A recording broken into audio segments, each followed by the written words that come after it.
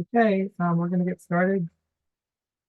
All right, so today we're going to focus on first the 10-year U.S. Treasury yield.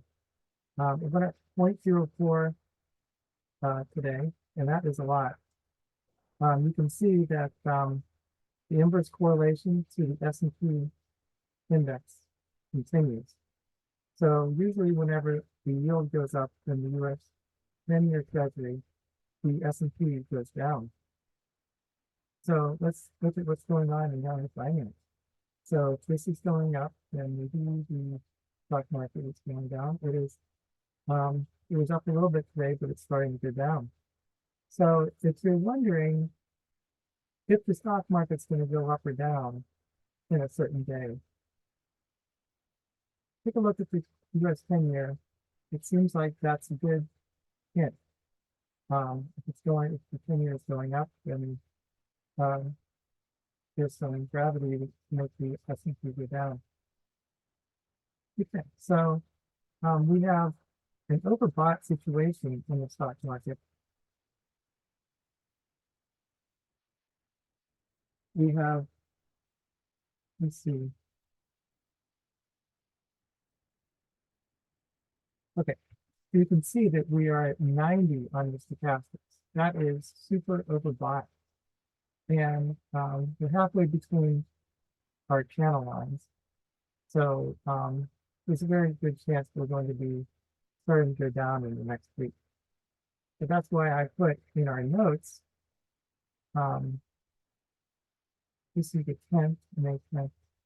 That's why I put in our notes that maybe the next week is going to be sideways to down because we are overbought right now. And we're starting to have a lot of fear coming out of the market. So let's look at some of our meeting notes. Okay, so we were up 2% in the last week. We did have an actually good week. And we have to look forward to NVIDIA earnings. They're coming out, I think on the 22nd. So we expect there to be a lot of the stock market to go down a lot if NVIDIA reports bad earnings, make it go up a lot if it reports good earnings. So I think the 22nd is the date that happens. We have a holiday on the 27th. So a lot of people are excited around that time. A lot of times the stock market goes up around that time. That's why we have green around the 27th and 28th. All right, and if we look at our average monthly stock market returns, June hasn't been a very good month over the past 40, 50 years. And also August, September are bad months. So, but May has traditionally been a decent month, primarily because earnings were released during that month. Right, so let's look at some of our talking points. The S&P is up 3% since last week. We've had yields go down. So as the yields go down, the S&P has been going up. All right. And right now we have a little bit more momentum coming into the stock market. 75% of the stocks in the S&P is about to kind of go moving that. Okay, so we can see that we have some momentum. We have interest rates in our favor in the stock market. And we'll just wait for an election. A lot of time that is a good reason for the stock market to go up. Let's see. We have a lot of corporate buybacks now, more than any time probably in history. So that's helping prop up the stock market a little bit. And let's see. We have some news coming out today and yesterday about the devastating potential effect on the economy if China invades Taiwan and takes over Taiwan semiconductor. So let's hope that doesn't happen. And that could be a catalyst for the market to really go down a lot. Let's see what else is happening. Okay, so right now, if we look at the S&P, you can see um, that we are overbought, and we have the inverse correlation to the 10-year and the 2-year. So as the 2-year has gone down this week, the S&P has gone up. So let's look at the variables in the stock market. Oil has not changed. It's still relatively low historically, and that helps inflation. If the price of oil stays down, there's less inflationary issues. Let's see. Gold is basically a little bit unchanged, down a little bit. What I do is I put together a chart. The DXY, the dollar index has been going up. As the dollar goes up, the oil goes down because it's an inverse correlation. So gold is generally dollar denominated. The stronger US dollar drives gold prices lower. So I'll put a little chart here of the US dollar index, DXY. That's the US dollar compared to a basket of other currencies. And you can see that as the US dollar is the blue line here, as the US dollar goes up, the price of gold goes down. So it's an inverse correlation. And let's see the fear greed index. People are neutral right now. What has been fearful for the last month or two. But as the stock market is recovering, the stock market is people are a little bit more neutral. And in the AAII survey says that that amateur investors are bullish. So that's a contrary indicator. So we have a lot of indicators that this is a top in the market. And so I wouldn't be putting in new capital to invest right now. It's time when the suckers are brought into the market.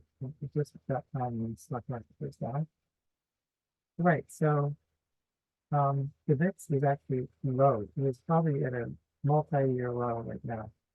So we don't have a whole lot of fear of gripping the market. And as the consumer has more confidence, as the investors have more confidence, the VIX goes down. So another contrary indicator. So right now people are kind of returning to normal. We had some fear in the market. Now there's a little bit of denial, and investors are starting to start buying, and that's the opposite time to fear to buy. Let's see. Okay, so we have that one issue this week, possible takeover of the Taiwan semiconductor. The United States government officially said that that will be devastating to the US economy. So don't even try it. Let's hope that doesn't happen, because that could cause a capitulation. Because almost every major company in America is relying on Taiwan semiconductors for growth. Let's look at the worst first. At the beginning of the year, we listed all the worst sectors from last year and the best sectors from last year. And we're keeping track of how good each of them are doing. So we can see that utilities are breaking out. I'll go over the utilities part a little bit later on, but utilities were the worst last year, and now they're becoming one of the best. Healthcare, energy, and consumer staples are also doing pretty good in finances.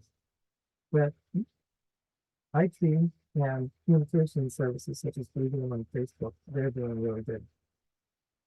So let's look at this year's themes. At the beginning of the year, we were expecting interest rate cuts. And as the interest rates of the 10-year goes down, then the demand for high yield goes up. So that means the utilities, anything yielding consumer staples, they have high dividends, and roots, they are much more demand. So they'll be, that was our theme at the beginning of the year. So investors would be reaching for yield, stable businesses. That's why people are buying the utilities, consumer staples, and energy. We did have an AI revolution, and a lot of those AI involved stocks are still going up a lot. Um, weight loss drugs are still, companies are doing good. Let's look at the sector performance year to date. I gave a link there to Fidelity's sector performance. And you can see over the 10-year period, S&P has returned on average 177%. And that's a, okay, let me see. The IT sector is gone up a couple times more than that. And so the IT has, over the 10 years, performed the best. Then healthcare, then consumer discretionary, then healthcare. So putting a portion of your money in the S&P isn't a bad idea if you're not interested in individual stock. So far this year, you can see real estate not doing very good, primarily because interest rates have remained stubbornly high and they're not going down. And let's see, communication services like Google, Apple, no, Google, Facebook, they're going up 19% this year. And let's look at some of the stocks.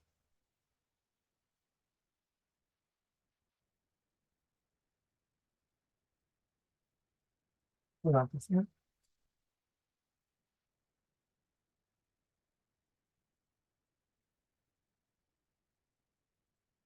Okay, let's look at the sectors and how good everything's doing today. We have financials doing the best. So we have in our 10-year, whenever we have interest rates going up. So that has great effect on the sectors. When interest rates go up, we expect real estate to go down because most people can afford housing. The energy, let's look at the price of oil. This is a free market website. Price of oil is going down a little bit today. We expect the price of the oil stocks to go down with them. The oil energy is down because the price of oil is going down. Price of oil is going down.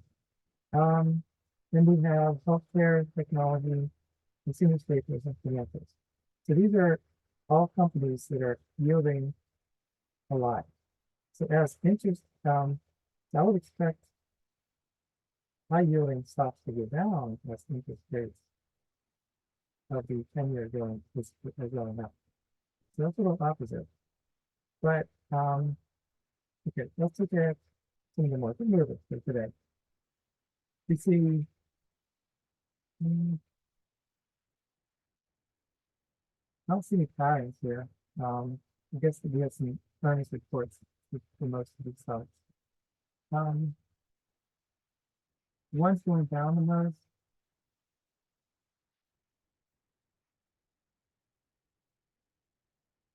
We just have some energy companies. Energy companies? I don't see any patterns there. Okay, I don't have anything useful to say for these top holdings.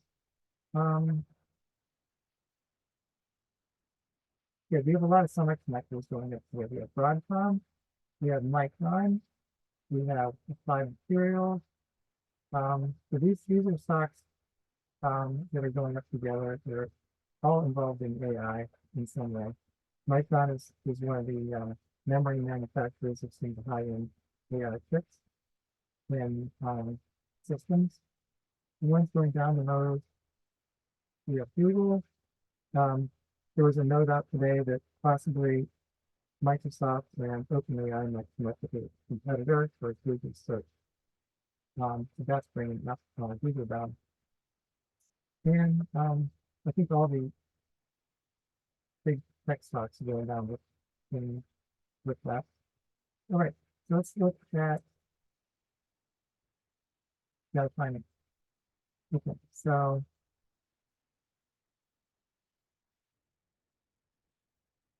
right, I think that's all we get from that. Let's look at our reading notes.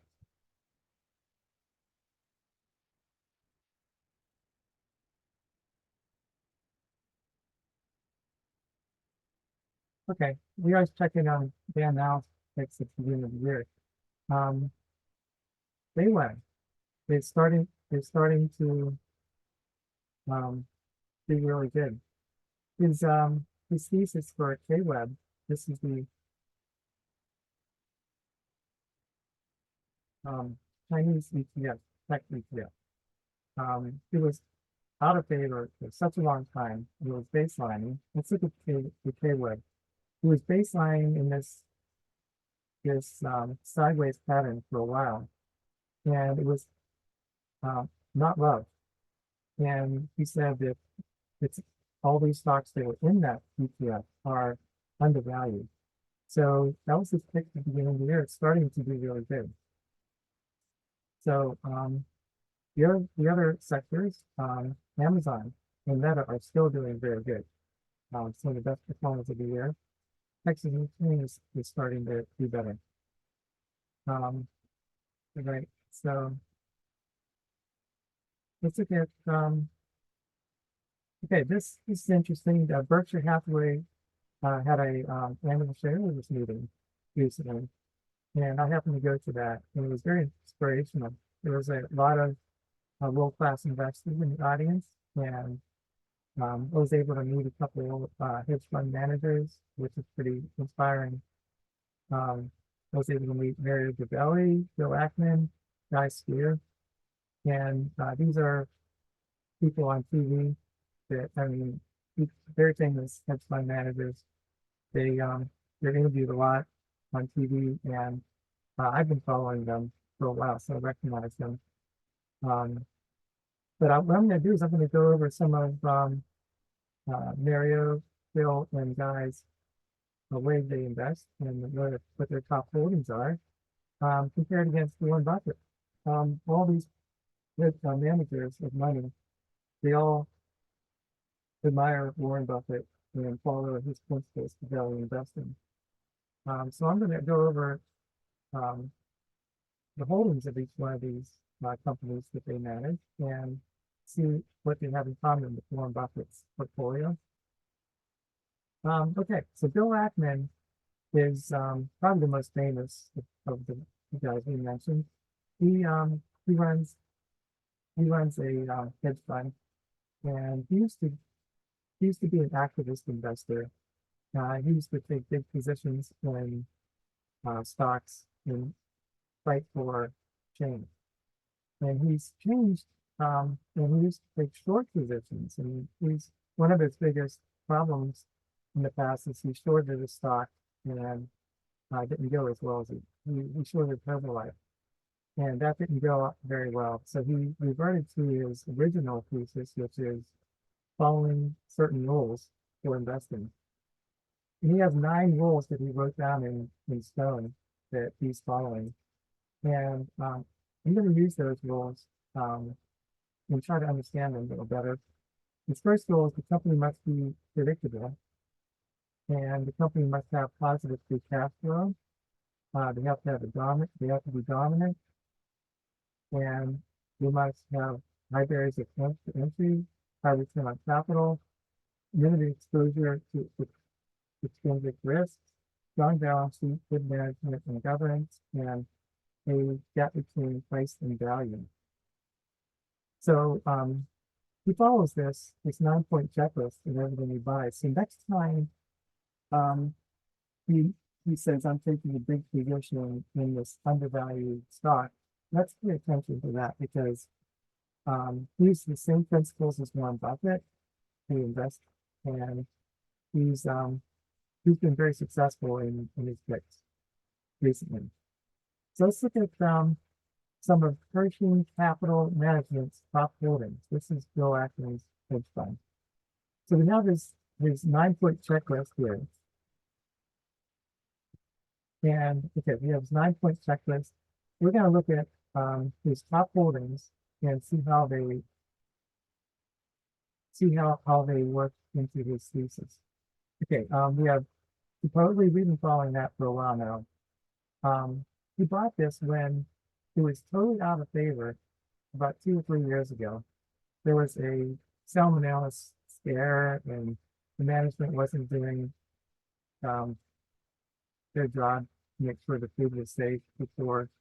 Um, and now he said that it was an undervalued company, required a big position, and now it's turning into be a large position in his portfolio. But his average cost basis was 400, and now it's 3,000. So we're going to keep track. Next time Bill Ackman actually says he's accumulating a new position in something, we're going to follow that. Okay, so next one is QSR brands. I guess we went over this like last week or the week before. Google was one of his most recent positions. He likes Google because it's a dominant search provider, 94% market share. It's predictable, and they definitely have a high barriers to entry. So I listed the return on invested capital for each of these stocks. Google has 32%, which is very high. Let's see, since you started taking a position like a year or so ago, it's up 74%. So some of the stocks are they're not they don't Bill Ackman's stocks have nothing in common with Berkshire Hathaway's top holdings. But Berkshire Hathaway's top holdings do follow a lot of these 9-point checklists. Like Apple has like very high barriers to entry. They have 2 billion active devices, and that is a huge barrier to entry. They have a dominant market share in high-end smartphones, and they definitely have positive free cash flow, and they're simple and predictable. Right now, most of the money is made through services, and that's predictable. It's a very predictable residual income. Another thing Bill Ackman likes is residual. He likes the idea of residual income. It's not on this checkpoint list, but residual income is like some of the music companies, like Universal Music Group or Spotify. You have fees every month coming in for residual income for playing the songs. That's an example of like he thinks Google is a residual income for it. You have people advertising, and you have constant money coming in. So you can see that Berkshire Hathaway's holdings are dominant. You can see American Express is one of the largest credit card companies, and it's profitable. You have Visa and MasterCard, both ones we follow. They're basically 75% of the credit card market. So I think anything you look at in the future for potential stocks, you can use this formula and see if it's actually matches that. The biggest part of his checklist is the gap between price and value.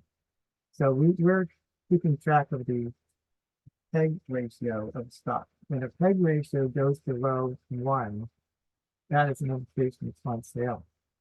And whenever Bill Ackman was accumulating Google last year, it had a PE of 15, and it was growing at 15. So it's a PEG ratio of 1.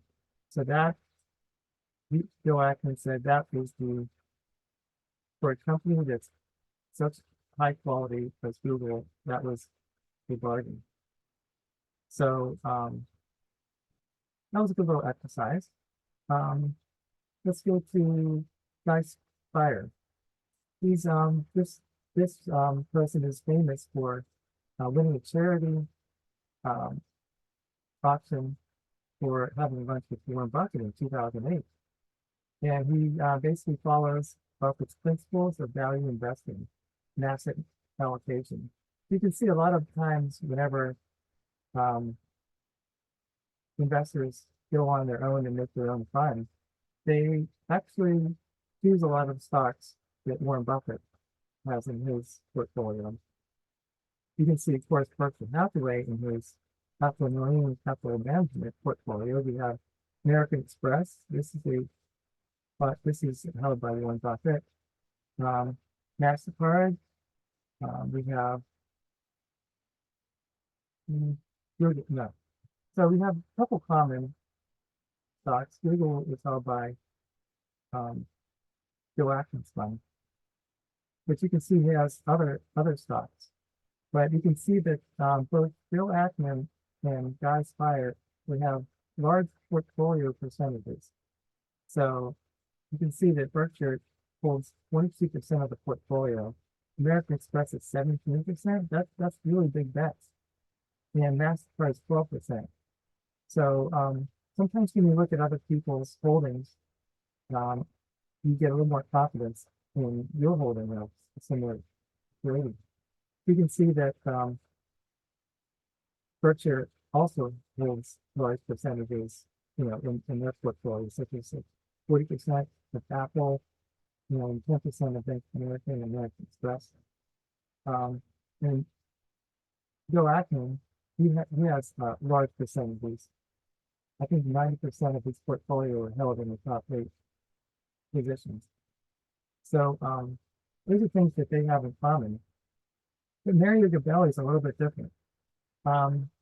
He does bottom-up research to identify securities selling below their intrinsic value. But he only has small positions. He doesn't have 14% of his portfolio in any one stock. But you can see that he doesn't have a whole lot in common with the other hedge fund managers. He has more smaller companies and ones that are a lot of the top holdings are unknowns. He has a formula for calculating intrinsic value. So some of the ones that I noticed and highlighted are Sony Group. Sony Group is let's see. I didn't have anything to say about that. The American Express, that's held by Warren Buffett's company. The Public Service Group, they have they're one of 2 major trash waste management companies in the country. And they have a duopoly. And this is an example of a stock that pays a dividend and they have a moat. Rollins is a stock that I think they own one of the Terminex or one of the companies involved with dissemination. They have a lot of smaller companies, but they have pricing power.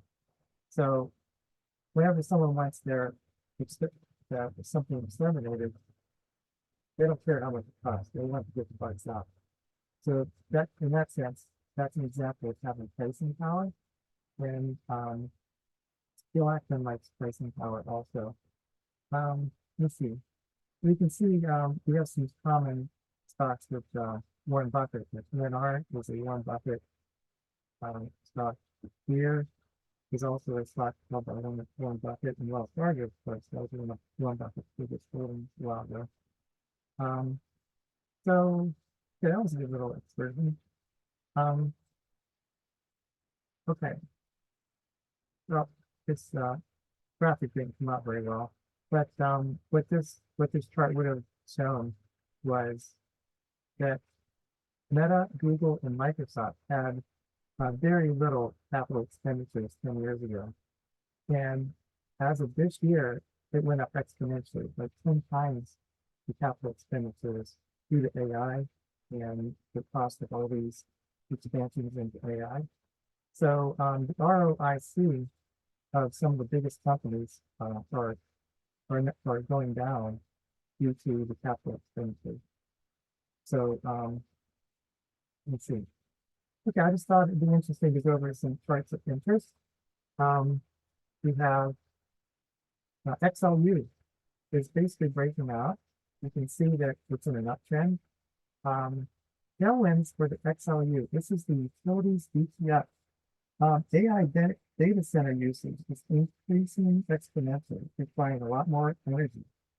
The other thing is, I think the United States has, through the current administration, they're demanding more power with electric vehicles. So the electric vehicles should be half of the, or more of the cars sold in 10 years or so.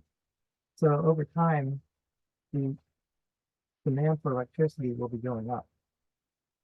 So right now you can see that interest rates are high. So as the interest rates remain high and interest rates are not going down by the Fed, well, as long as the Fed isn't reducing the interest rates, yielding stocks are in more demand. So it's yielding 3.26%. Isn't that great? But that's interesting. You mentioned at the beginning of the year as possible worst starts, and it's coming through. Let's look at okay. Okay, so here's an article about Tesla. It's spending more than 500 million to expand its supercharger network. The interesting thing about Tesla, it's in a downtrend right now. If you can see in the chart, this is like the chart of death. It is going down, and lower highs, lower lows, and we have to wait for it to like break out of there before you can start getting interest. Right now, it's totally out of favor. You can see the earnings from 2003 to 24 are going down. You can see there was 312 earnings per share, now it's 253. So that's negative 30% year-over-year growth. That's the primary reason why it's down. It's estimated to grow around 20% the next couple of years. So it's 2 times overvalued still. So it's but the interesting thing about Tesla, it's becoming an energy company, and they're going to be relying on residual income from the full self-driving cars. So if you charge a certain amount for full self-driving, and you get $100 a month per customer, and they continue to use that it's like a razor blade model for Tesla. So, but right now, that's really not affecting the futures, the earnings estimates. So right now, it's still overvalued. We're going to keep on checking on this every month or two just to see if the earnings projections change. So right now, the analysts don't think it's going to be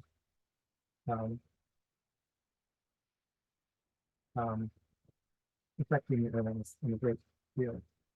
But maybe once the full self-driving actually starts working and there are robo taxis out there making money for the company, perhaps at that time, we'll look at the estimates and they'll go up. But still, it's an overvalued company, even when it's going down so much. Okay, so I thought it'd be interesting to let's see.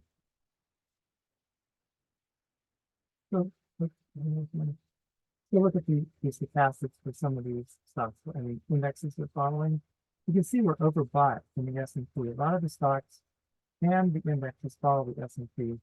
We're overbought in the QQQ, and the defense sector is overbought at the top of the channel.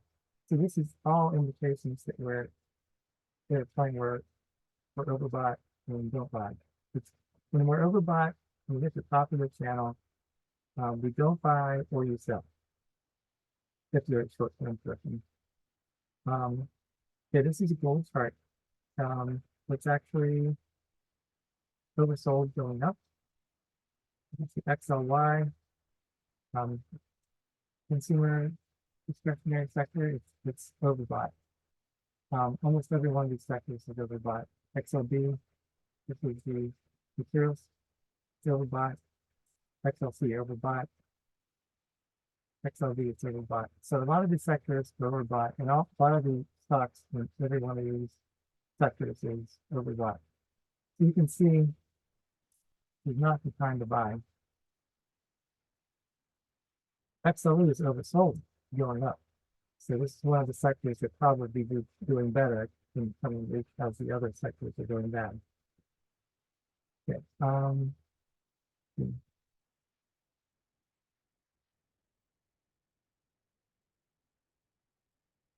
Okay, you can see most of the stocks we're following are overbought right now.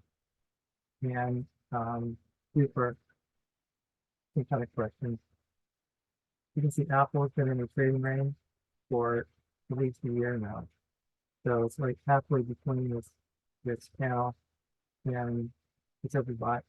So every one of these stocks is overbought. It's not a time to buy. And my guess is in the next week or so, it's going to be going down.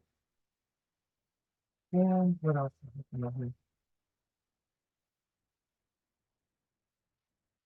Okay, every one of the stocks we're following is overbought. Okay, that was a good little exercise. Glad we did that. And this is again what's happening in the with CNBC here. You see,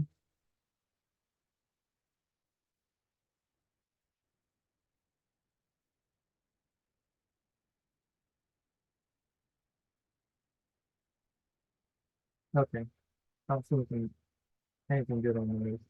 All right, so let's look at one more last thing.